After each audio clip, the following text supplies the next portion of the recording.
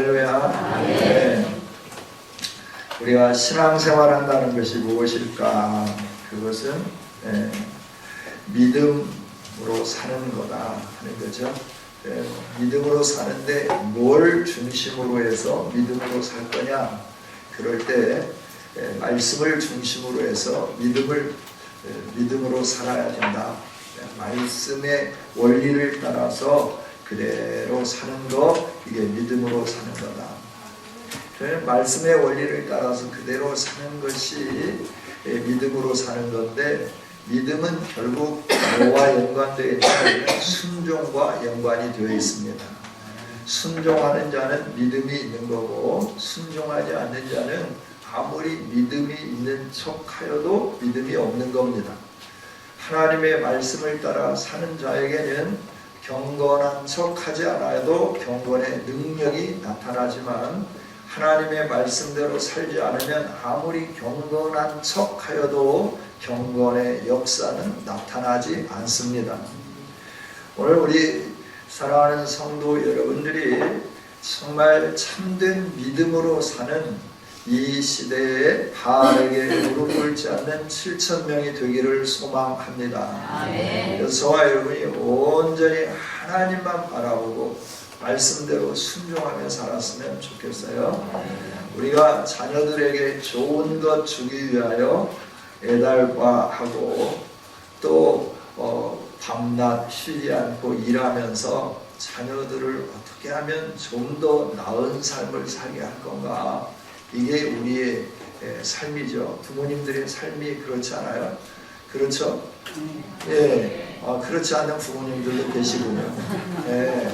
자신의 노후만을 위해서 준비하고 계시는 부모님도 계시는 것 같은데, 그런 분들은 회개해야 돼요. 왜냐하면 우리에게 주어진 건 뭐냐면 우리의 에너지를 부모님으로부터 받았어요. 그래서 오늘 내가 존재하는 거죠. 그래서 우리가 해야 할 일은 뭐냐 그러면 그 에너지를 가지고 우리 자녀들에게 쏟아 부어 줘야 됩니다. 자녀들이 잘 되도록, 자녀들이 정말 훌륭한 사람이 되도록 이 모든 것을 쏟아 부어 줘야 되는 거죠. 우리의 마음이 자녀가 잘 되기를 원하는 마음인 것처럼 하나님의 마음도 하나님의 백성들이 잘 되기를 원하는 것이 하나님의 마음인 줄 믿습니다. 그래서 우리가 지지난주에 살폈듯이 하나님의 말씀의 기능이 디모데후서 3장 15절에 있는 말씀처럼, 14절에 있는 말씀처럼 우리에게 구원을 얻게 하는 능력이 말씀 안에 있다라고 가르쳐 주셨습니다. 이 구원은 죄악 가운데서부터 건져냄을 받는 구원도 구원입니다. 그런데 구원이라고 하는 것이 이처럼 고상하고 차원 높은 구원도 있지만, 우리의 삶의 현장 속에 있는 힘듦과 어려움 속에서부터도 건져냄을 받는 것이 구원입니다. 이 구원에 이르는 지혜가 어디에 있느냐 그러면 말씀 안에 있다 하는 겁니다.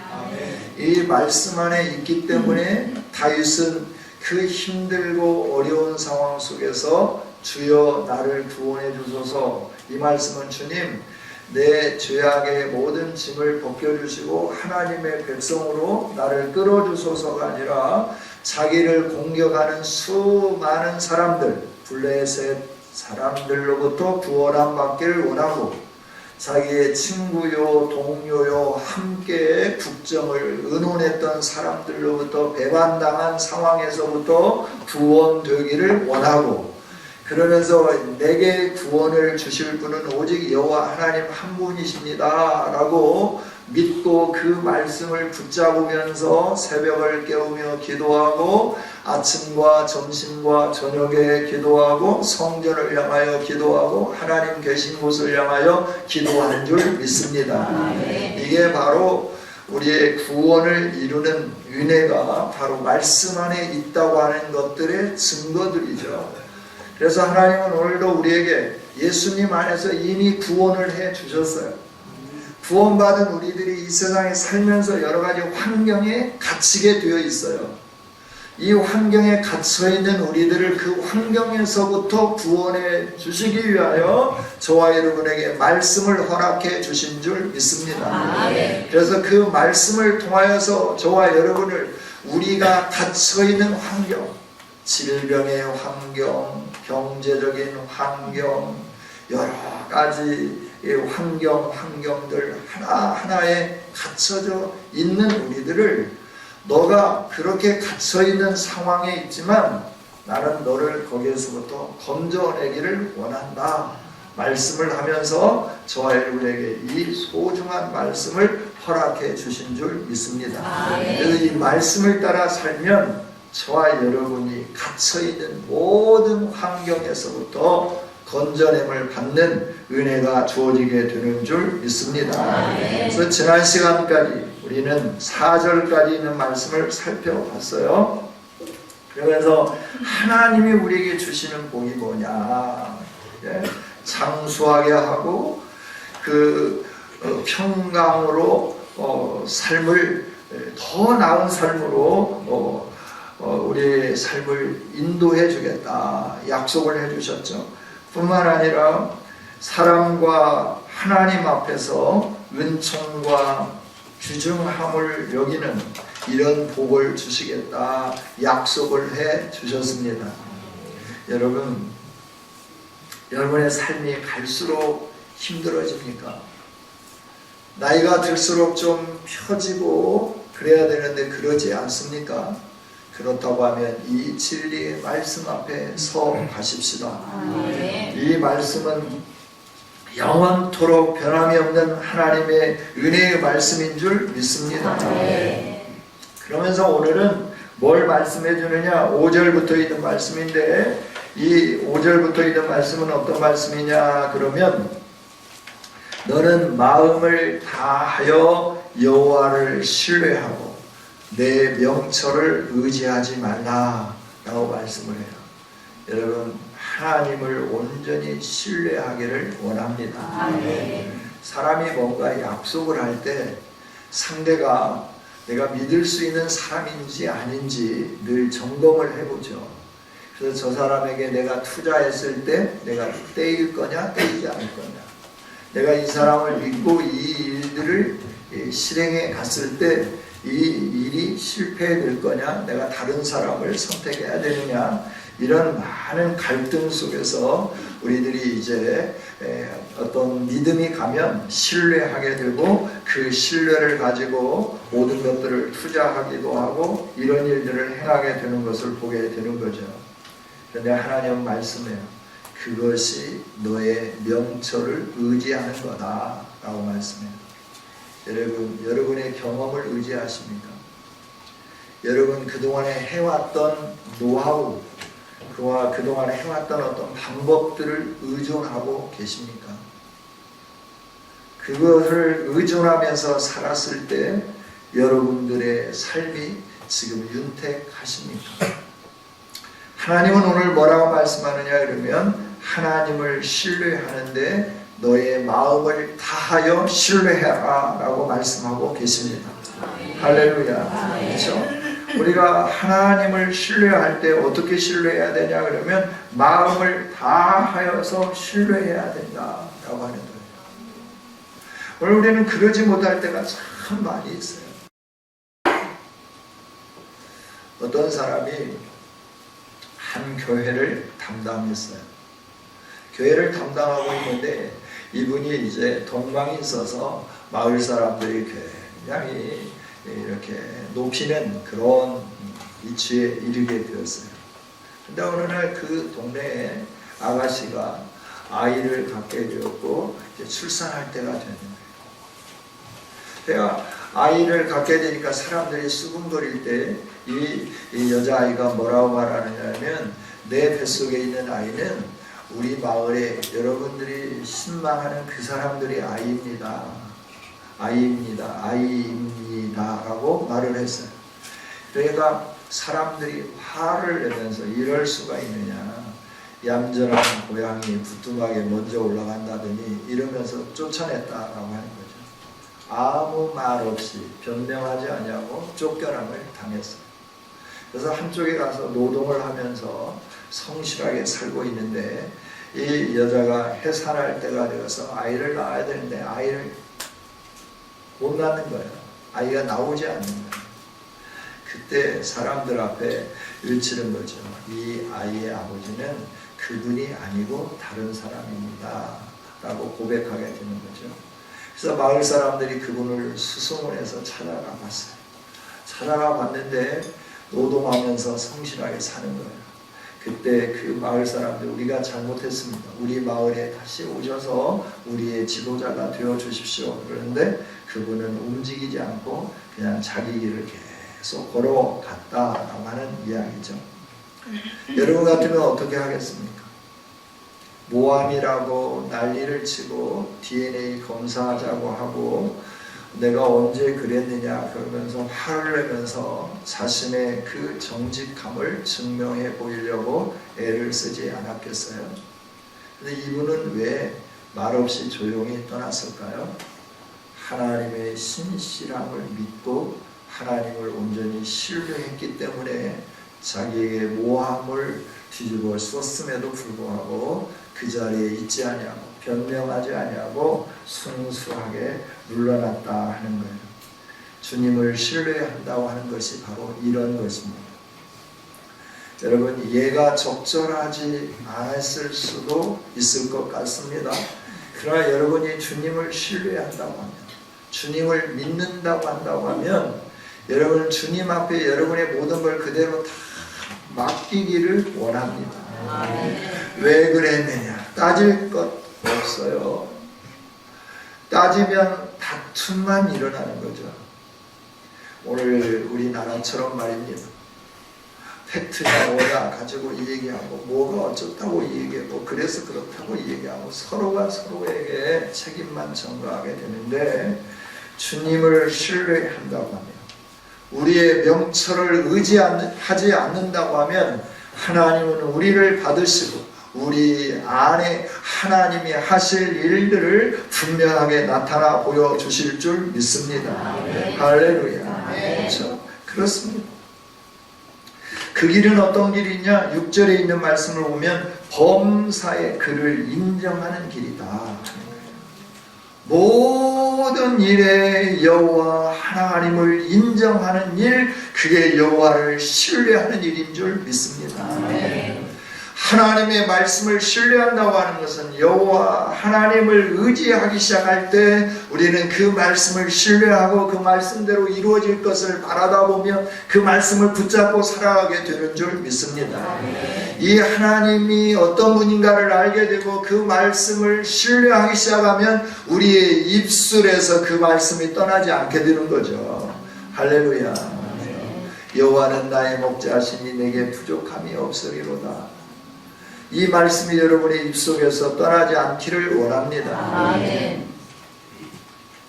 우리로 하여금 정오의 빛처럼 비추기를 원하시는 하나님, 원망하지 말라, 불평하지 말라 말씀하시죠. 예루살렘을 향하여 너가 예루살렘을 위하여 울면서 기도해라. 행악자들을 위하여 원망하거나 불평하지 말라 라고 말씀해요. 오늘 우리는 그런데 행악자를 위하여 원망하고 불평할 때가 너무 많다라고 하는 거예요. 여러분, 원망하거나 불평하지 말고 하나님 앞에서 정직하게 서가는, 신실하게 서가는 아름다운 성도들이 될 수 있기를 주님의 이름으로 축복합니다. 그러면 어떻게 하신다 말씀하시는가 하는 거예요. 나를 의지하지 않고 내 지혜를 의지하지 않고 내가 오직 하나님을 의지하고 하나님께 내 인생을 맡기고 가정을 맡기고 자녀를 맡기고 내 건강을 맡기고 내 사업체를 맡기면서 하나님 경영해 주세요 라고 하나님께 온전히 맡긴다고 하면 하나님을 범사에 인정하면서 살아간다고 하면 어떻게 하시겠다고 약속하시느냐? 6절이죠. 같이 한번 읽어봅니다. 시작. 너는 범사에 그를 인정하라. 그리하면 내 길을 지도하시리라. 아멘. 인도해 주신다 하는 겁니다. 보호해 주신다 하는 겁니다. 치유해 주신다 하는 겁니다. 할렐루야. 하나님은 분명하게 말씀해 주십니다. 저와 여러분에게 확실하게 말씀해 주십니다. 내가 너에게 주고자 하는 복이 있다. 그건 뭐냐 그러면 내가 너의 길을 지도해 주겠다라고 하는 거예요. 이것은 잘못됐고 이것은 올바르고 이것은 이렇게 고치고 이것은 버리고 이것은 새롭게 수정하고 이것은 이렇게 해라 저렇게 해라 인도하며 지도하겠다라고 하나님은 분명하게 말씀을 해주시는 거죠. 여러분, 우리 하나님은 살아계신 하나님인 줄 믿습니다. 그 하나님이 오늘도 우리에게 말씀하고 계시는 줄 믿습니다. 그렇죠? 우리가 나 자신을 자랑할 때가 얼마나 많은지 몰라요. 내가 얼마나 열심히 일했는데, 내가 이 분야에서는 전문인데, 이러면서 우리가 굉장히 나를 드러내기를 좋아할 때가 참 많다 하는 거죠. 여기 지도하신다라고 하는 말씀은 평탄하게 하다, 똑바르게 하다라고 하는 말씀이에요. 이 지도하신다라고 하는 말씀은 우리가 걸어가는 길이 막 우뻑지뻑 울퉁불퉁한 길이에요. 그래서 우리가 제대로 걷지 못하고 갸우뚱갸우뚱 하면서 걷기도 하고 그러는데, 그런 길을 어떻게 하느냐, 평평하게 해주시겠다라고 하는 말씀이에요. 우리가 가는 길이 구불구불해가지고 굽이쳐가지고 미로를 찾는 것처럼 내가 가는 길이 바른 길인지 바르지 않는 길인지 우리가 이렇게 굉장히 힘들어할 때 하나님 뭐라고 말씀하시느냐 그러면, 그 구불구불한 길, 네가 제대로 찾지 못하는 길 내가 쭉 펴주겠다라고 하는 말씀이 지도하겠다라고 하는 말씀이에요. 할렐루야. 여러분, 인생 길에서 힘을 쓰는데도 불구하고 여러분이 제자리 걸음만 하고 계시는 분 계신가요? 아니면 비틀대면서 사는 그런 삶을 살고 계시는가요? 우리가 나를 의지하면서 내 생각대로 살던 이 모든 것들을 내려놓기를 원합니다. 아멘. 하나님을 신뢰하면서 하나님 앞에 여러분의 삶을 맡기고, 주님 내가 이렇게 계획했는데 이게 맞습니까? 물으면서 한 걸음 한 걸음 걸어가 보기를 원합니다. 아멘. 그러면 하나님이 평탄하게 해주세요. 아멘. 그러면 여러분들을 고든 길로 인도해 주세요. 아멘. 이게 하나님의 약속이에요.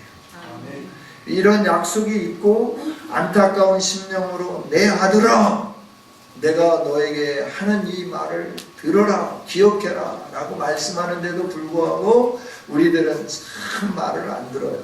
얼마나 말을 안 듣는지 몰라요. 그래서 아버지 마음이 얼마나 가슴이 뭉그러지겠어요. 아마 간이 다 녹아버린 것처럼 하나님의 간도 다 녹아버리지 않았을까 생각을 해봐요. 사람이라고 하면 말입니다. 여러분, 우리 뭐 이렇게 좀 알고 있다고 하는 거 그런 거 자랑하지 말고, 사람들 앞에서 좀 폼 잡는다 그러나요? 뽐내는 거 그런 거 그렇게 하나님 앞에서도 뽐내려고 하지 말고 내려놓으세요. 그리고 하나님만 바라보세요. 그리고 하나님께 물으세요. 하나님을 의지하세요. 의지한다라고 하는 말은 뭐냐 그러면, 신뢰한다고 하는 말은 뭐냐 그러면 여러분이 완전히 맡기는 것이고, 맡길 뿐만 아니라 뭐 하는 거예요? 묻는 거예요. 계속해서 기도하는 거예요. 그러면 하나님이 여러분의 삶을 새롭게 해 주실 줄 믿습니다. 그러면서 7절은 또 뭐라고 말씀합니까? 스스로 지혜롭게 여기지 말지어다 여호와를 경외하며 악을 떠날지어다. 8절 읽어봅니다. 시작. 이것이 내 몸의 양양이 되어 내 골수를 윤택하게 하리라. 아멘. 아멘. 여러분, 지혜롭게 여기지 말라 하는 거예요. 교만하지 말라 하는 겁니다. 하나님이 가장 싫어하는 게 뭐예요? 교만이라고 말씀해요. 사람들이 하나님의 말씀을 듣지 않는 이유가 뭘까요? 자기가 잘났기 때문에 안 듣는 거죠. 우리들이 친구들 관계성 속에서도 그렇잖아요. 같이 모였을 때 그렇게 뭔가 자기가 알고 있고 자기가 다른 친구들보다도 더 낫다고 하는 것을 증명하기 위해서 혼자 막 다 말하는 사람들이 있어요. 그러면 그 친구들하고 이렇게 사귀고 싶은 마음이 있나요? 그 친구가 만나자고 그럴 때 그래 만나자 반갑다 이러면서 얼른 나갈까요? 가급적이면 어떻게 하면 그 친구가 만나자고 할 때 만나기를 꺼려하면서 어떤 핑계를 댈까, 어떤 부실을 가지고 그 친구와 만나는 걸 내가 좀 횟수를 줄이고 만나지 않을까, 여기에 우리가 굉장히 많은 그 관심을 가지지 않나요? 여러분은 안 그렇군요. 그게 잘난 체 하는 사람들이 있어. 그래 나한테 잘난 체 해라, 내가 다 받아줄게 그러시는군요. 저는 목사임에도 불구하고 그 목회자들 가운데서도 그렇게 좀 자기의 학력 뭐 이런 거 자랑하려고 하는 사람들이 참 많이 있어요. 저는 막 이 얘기를 주도해가고, 물론 뭐 분위기 주도해가고 이런 건 좋은데 자기 말만 계속 하면서 상대 말을 들어주지 않는 이런 분들이 계시면, 그런 분들하고 모임 장소가 있어서 부득불 모여야 된다고 하면 그분은 저쪽에 앉으면 저는 이쪽에 앉습니다. 가급적이면 멀리 떨어지려고 해요. 얼굴을 잘 안 보려고 해요. 오늘 우리들은 그럼에도 불구하고 스스로 잘난 체 하는 일이 너무나 많다라고 하는 거예요. 그래서 하나님의 음성에 귀 기울이려고 하지 않아요. 잘난 체 하기 때문에 다른 사람들의 말에 귀를 잘 안 기울이는 거예요. 이게 오늘 우리들의 큰 패단이 아닌지 우리가 좀 깊게 생각해 봤으면 좋겠습니다. 하나님 말씀하시죠. 우리로 하여금 늘 경청하는 사람이 되기를 원하고 계십니다. 내 의견만을 주장하는 게 아니라 늘 경청하면서 듣기를 원하는 이런 아름다운 삶을 살기를 원하신다 하는 거예요. 스스로 지혜롭게 여기는 거 멸망의 지름길이라 라고 말씀을 하시는 거죠. 교만하지 말라. 교만은 멸망의 선봉이다. 패망의 선봉이다. 하나님은 계속해서 말씀을 해 주시는 거예요. 하나님이 기뻐하실 수 있도록 우리의 연약함을 자랑하고 우리의 좀 모자람을 자랑하는 저와 여러분이 되었으면 좋겠습니다. 하나님 앞에서 부족합니다. 연약합니다. 이런 자세로 살면 좋겠다 하는 거죠. 그러면 이것이 내 몸에 양약이 된다. 내 골수를 윤택하게 한다 라고 말씀을 해줘요. 양약이다. 보약이 된다 하는 거예요. 할렐루야. 뭐 겸손이 무슨 보약일까? 하나님 말씀에 네가 겸손하면 내가 너 삶을 어떻게 해요? 마음에 그리스도 예수의 평강으로 너의 마음을 평강케 하겠다 약속해 주시잖아요. 마음이 평강하니까 몸 안에 있는 호르몬들도 제대로 잘 나오지 않겠어요? 뭐 호르몬이 나와야 되는데 안 나오고 안 나와야 되는데 많이 나와버리고 이게 문제가 되는 거잖아요. 이러면 건강이 깨지는 거잖아요. 이렇게 호르몬이 나와서 잠을 좀 잘 자게 만들어야 하는데 그 호르몬은 안 나와. 잠을 못 자게 하면 호르몬은 막 너무나 많이 나오는 거예요. 그래서 잠을 자려고 아무리 몸부림쳐도 그 호르몬이 너무나 많아서 안 되는 거예요. 하나님은 저와 여러분의 건강의 문제도 책임져 주시는 능력의 하나님임을 믿습니다. 그 조지 뮬러는 이렇게 말을 했어요. 하나님, 의사가 나의 모든 질병을 정확하게 다 알아내지 못한다는 것을 아십니다. 그래서 저는 하나님께 기도합니다. 또 하나님께 기도하기를 뭐라고 기도하냐면 조지 뮬러는 하나님, 이 약이 제가 아프다고 하니까 의사가 줬는데 이 약이 물 한 컵보다도 못하다고 하는 것을 하나님은 아십니다. 이 약이 나를 치료한다고 하는 거 글쎄요, 치료가 될까요? 네, 먹고 치료된다고 이렇게 생각하는, 제가 보기에는 약의 효능보다는 여러분이 신뢰하는 믿음 때문에 낫는 것이 아닌가 생각을 해봐요. 아무리 좋은 약이라도 여러분이 안 믿으면 그 약은 효과가 없어요.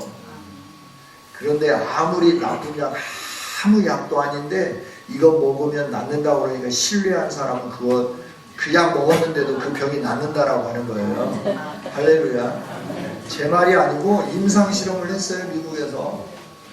똑같이 비타민을 줘요. 그냥 비타민제를 주는 거예요. 주면서 그 약에 대해서 이걸 먹으면 당신은 반드시 낫습니다. 그러니까 그 비타민만 먹었는데 그 병이 낫은 거예요.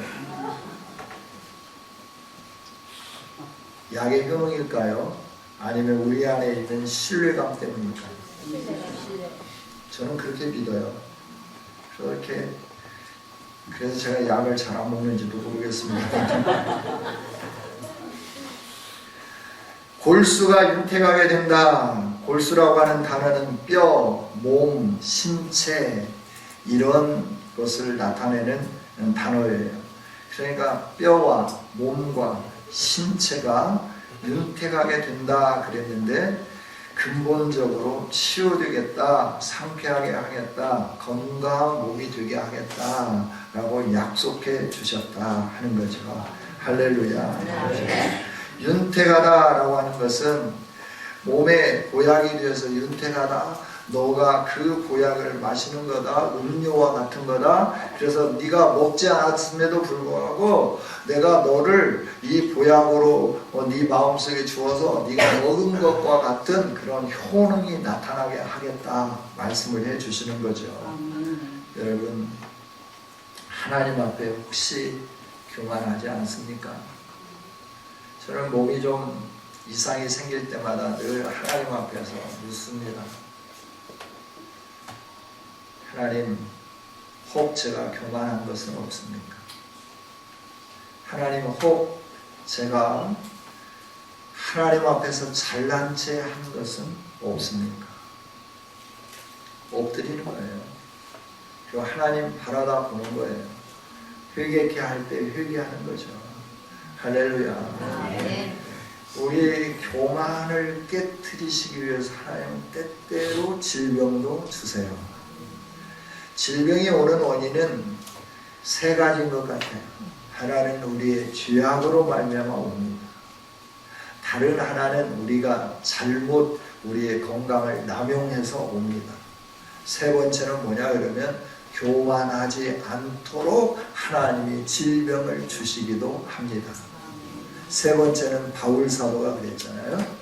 안질이 있어서 하나님 앞에 간절하게 3번 기도했어요. 그때 하나님 뭐라고 말씀해요? 네 은혜 내게 족하다. 너가 사고하지 않도록, 스스로 교만하지 않도록 나는 너에게 육체의 가시를 주노라. 여러분, 이 질병의 문제가 교만하기 쉬운 사람에게는 그 교만하지 않도록 하나님만 바라보게 하기 위하여 육체의 질병을 주심을 꼭 기억하기를 원합니다. 그래서 그 어느 부분이 여러분을 힘들게 할 때 혹 내가 뭐 잘못한 거 없나, 교만한 거 없나 하나님 앞에 묻는 저와 여러분이 되었으면 좋겠어요. 그래서 하나님 앞에 교만했으면 철저하게 내려놓고 하나님 잘못했습니다, 살려주세요. 예, 하나님은 우리 모두에게 이처럼 건강한 몸을 주시기를 원하는 줄 믿습니다. 이사야 40장에서도 말씀하시잖아요. 뭐라고 말씀해요? 여호와를 앙망하는 자 새 힘을 얻는다 말씀을 해 주십니다. 믿습니까? 근데 여호와를 앙망하려고 열심히 하는데 그렇게 할 때마다 우리에게 찾아오는 게 있어요. 뭐죠? 건강에 이상이 생기는 거예요. 여름에 제 아내하고 제가 철야하자. 좋다. 그래서 교회 와서 철야하면서 지냈어요. 며칠을 지냈어요. 몸이 아파오기 시작하는 거예요. 이상하다. 피곤해서 그러겠지라고 했어요. 참 조심스럽습니다. 그러나 그걸 뛰어넘어야 되는데 못 뛰어넘었어요. 인간이기 때문에. 주저앉았어요. 그래서 약으로 해보려고 했어요. 그런데 오늘 여기까지 와 버렸어요. 뭘 말씀드리려고 하냐면 기도하기를 원하는 하나님의 마음이 주어졌어요. 그래서 그 하나님의 뜻을 이루기 위해서 기도를 해요. 그 하나님의 뜻을 이루기 위해서 기도하면 뭐가 주어질까요? 하나님이 계획한 은혜와 복이 주어지겠죠. 하나님이 계획하신 은혜와 복이 그 사람에게 임하면 그 다음에 배 아픈 자가 있어요. 굉장히 싫은 자가 있어요. 누구죠? 그 존재 아시죠? 그래서 그 존재는 어떻게 하기를 원하죠? 기도하는 것을 중지하게끔 만들어요. 말씀 보는 것을 중지하게끔 만들어요. 복음 전하는 것을 중지하게끔 만들어요. 뭘 가지고? 더 몸이 아프잖아. 뭐 좀 쉬어가면서 하지. 낫고 해도 되잖아. 이런 유혹이 오는 거죠. 이 유혹의 갈등 속에서 우리는 쉽게 그 하나님이 주시고자 하는 복을 포기할 때가 많다 하는 거예요. 발목을 잡을 때 뛰어넘으면 천사가 수정들게 되는 줄 믿습니다. 예수님이 사역을 시작할 때 요단강에서 세례를 받고 올라올 때 성령이 진리처럼 임했다. 누가복음에서 말씀을 해주시죠.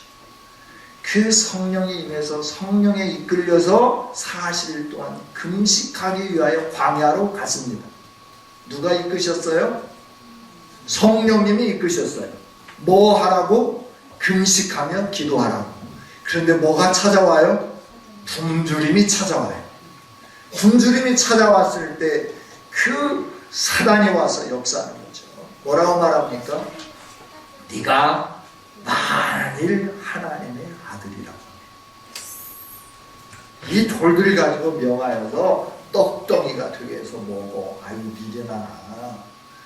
왜 금식하면서 기도해? 왜 배고프고 금식해? 한 번 먹는 것 지나가면 다시는 돌아오지 않는데 너 일생 동안 그 찾아 먹을 수 없는데 왜 금식하면서 기도해? 먹어. 이런 것과 마찬가지라고 하는 거죠. 그때 예수님이 뭐라고 답하시나요? 사람이 떡으로만 살 것이 아니라 하나님의 입에서 나오는 모든 말씀으로 살아야 되느니라 라고 답합니다. 할렐루야. 아멘. 성령에 이끌려서 기도하러 가는데 거기에 함께 따라간 존재가 있더라라고 하는 거예요. 그리고 그 금식을 방해하는 존재가 있더라라고 하는 거예요. 오늘 예수님에게도 그런 일을 행했다고 하면 저와 여러분에게는 그런 일을 하는 일들이 없을까요? 더 많겠죠. 더 비일비재하겠죠. 더 기도하지 못하게 만들겠죠. 이걸 뛰어넘는 저와 여러분이 되었으면 좋겠습니다. 아멘. 할렐루야. 아멘. 하나님은 우리에게 말씀해 주는 거예요. 네가 이런 부분들에 있어서 몸이 연약하냐, 건강이 나쁘냐, 그런데 그걸 뭐 체크하고 뭐 이런 거 하느냐? 좋아, 그렇게 해도 좋은데 내가 원하는 거 혹시 네가 교만해서 그렇지 않냐? 너가 원래 자고하기 때문에 내가 너에게 은혜를 너무나 많이 줬어. 그것 가지고 네가 좀 어떻게 교만해질 것 같아. 그래서 나는 너에게 이 질병을 주면서 계속해서 내가 너를 이렇게 자제하고 너를 좀 절제하고 싶다. 그래서 내가 병을 줬다. 그러면 그 병은 평생 가지고 가는 병이에요. 그거 고치려고 하면 안 되는 거예요. 죄악의 문제로 병이 왔다고 하면 그 죄의 문제를 회개하면서 하나님 앞에 나가면 그 죄의 문제는 죄의 문제가 해결되게 되면 그 질병의 문제도 해결되게 될 줄 믿습니다. 우리는 이런 부분들을 가지고 하나님 앞에 서가야 되지 않겠어요? 그래서 교만하면 안 된다라고 하는 거예요. 나를 의지하면 안 된다라고 하는 거죠. 하나님을 의지하면 하나님께서 우리의 몸에 양약이 되어주셔서 우리의 골수를 윤택하게 하겠다, 뼈를, 근육을, 신경을 윤택하게 하겠다라고 약속해 주시는 거예요. 너를 기름지게 하겠다 약속을 해 주시는 거예요. 할렐루야. 이 약속은 신실한 약속인 줄 믿습니다. 그래서 먼저 병원으로 달려가기 전에 하나님 앞에 무릎 꿇고 기도하는 우리가 되었으면 좋겠습니다. 응급 상황이 발생했을 때는 가서 응급처치를 하고요. 응급 상황이 발생했는데도 불구하고 목사님 기도하라고 했어요. 나 기도하란다 이러지는 말고요. 그 다음에 9절 10절 살피고 마치도록 하겠습니다. 좀 시간이 갔지만 9절 10절입니다. 내 재물과 내 소산물의 처음 익은 열매로 여호와를 공경하라. 그리하면 내 창고가 가득히 차고 내 포도즙 틀에 새 포도즙이 넘치리라. 아멘. 할렐루야. 아멘. 여러분의 창고가 가득 차기를 원하시죠? 넘치기를 원하시죠? 아멘. 그렇다고 하면 이 말씀을 가슴에 새겼으면 좋겠습니다. 소산물, 처음 익은 열매, 이건 뭘 가르쳐주나요? 하나님 먼저라고 하는 거예요. 하나님 우선순위라고 하는 겁니다. 여러분, 우리의 마음이 중요해요. 하나님은 항상 우리의 마음을 살펴보시는 분이에요. 여러분의 마음은 어디에 있습니까? 누가 중심입니까? 쓸 거 쓰고 병원비 제하리고 집세 제하리고 아들 딸 가르칠 거 제하리고 기름값 제하리고 뭐 제하리고 남으면 하나님께 드리고 안 남으면 하나님 나 쓰기도 부족해요 라고 하면서 빈손 들고 올 때가 얼마나 많냐라고 하는 거예요. 하나님 그걸 원치 않는다라고 합니다. 너 쓸 것부터 먼저 띄워놓고 그 다음에 뭐 나를 이렇게 내가 뭐 그 정도밖에 안 되냐? 하나님 기분 나쁘신 거 아니겠어요? 하나님 말씀해 주시는 거예요. 네 마음에 내가 어디에 있느냐라고 하는 거예요. 내가 너 생각에 으뜸이냐? 아니면 두 번째냐? 아니면 저 끄트머리냐라고 하나님이 물으시는 거예요. 내가 열심히 하는데도 불구하고 이런저런 그 일들을 계속 해보지만 그게 전혀 안 되는 그런 상황들이 일어나게 되잖아요. 그때 우리는 하나님의 이 말씀 앞에 서 봤으면 좋겠습니다. 내 재물, 내 소산물의 처음 익은 열매, 이걸 11조라고 말을 하죠. 이걸 가지고 여호와를 공경하라 라고 하는 거예요. 하나님 앞에 가장 먼저 너의 삶을 드려라 라고 말씀하는 거죠. 그래서 늘 여러분에게 말씀하는 게 그런 거예요. 여러분 수입이 들어오면 그걸 가지고 가장 먼저 하나님 앞에 드릴 것들을 다 떼어놓고 공과금 떼어놓고 그리고 여러분들이 쓸 것이 얼마인지 그걸 가지고 살려고 몸부림치는 사람이 되어라 라고 하는 거죠. 그러면 하나님이 그 사람에게 복을 주시겠다 약속해 주시잖아요. 근데 우리는 먼저 나 쓸 것부터 다 띄는 거예요. 없어요. 안 남아요. 아버지 좀 줘야 내가 하죠. 안 줬냐? 이거 말고 좀 더 많이 줘야지 제가 어떻게 좀 하죠. 하나님 말씀해 주는 거예요. 내가 너의 삶의 으뜸이기를 원한다. 내가 가장 우선이기를 원한다. 어떤 부부가 나이든 부모님하고 같이 사셨는데 쌀이 좀 부족해서 밥을 했는데 밥이 좀 적었어요. 그래서 부인이 밥을 보면서 밥이 적은데 어떻게 해야 될까? 남편 밥 띄고 아들 밥 뜨고 자기 밥 뜨고 나머지 조금 그것 가지고 아버지 밥을 떴다.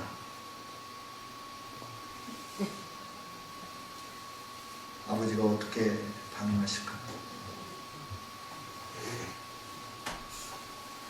예지만 이것이 그냥 예지만 흘려버릴 이야기 같지만 우리가 하나님 앞에서 하나님이 주신 것들이 밥을 한 밥솥이라고 생각하고 거기에서 나 쓸 것 띄고 아들 쓸 것 띄고 딸 쓸 것 띄고 남편 쓸 것 띄고 그리고 남은 것 가지고 드리려고 하는 그런 마음이 있다고 하면 오늘 우리는 좀 하나님 앞에서 우리의 삶을 좀 갱신해야 할 줄 믿습니다.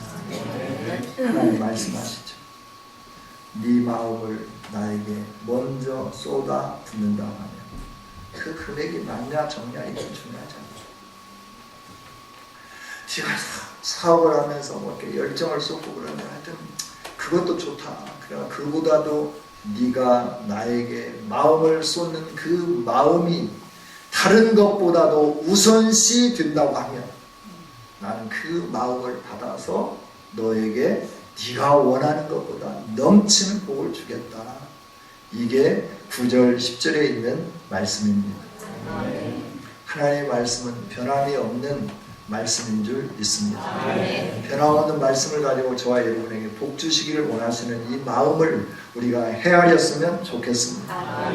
저와 여러분이 이 말씀을 가슴에 새기면서 어떻게 복을 받기 위해서 그런 게 아니라 하나님을 공경함으로 말미암아 하나님을 높임으로 말미암아 우리들이 이렇게 순종하면서 믿음으로 산다고 하면 좋은 믿음의 사람이 된다고 하면 하나님은 약속하신 대로 삶 가운데 윤택하게 하며 풍성하게 해주시며 형통하게 해주시는 복으로 함께 해주실 줄 믿습니다. 이 축복이 오늘 저와 여러분에게 임하기를 주님의 이름으로 축복합니다. 하나님 감사합니다.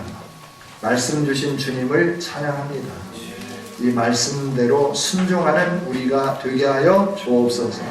예수님 이름으로 기도하옵나이다.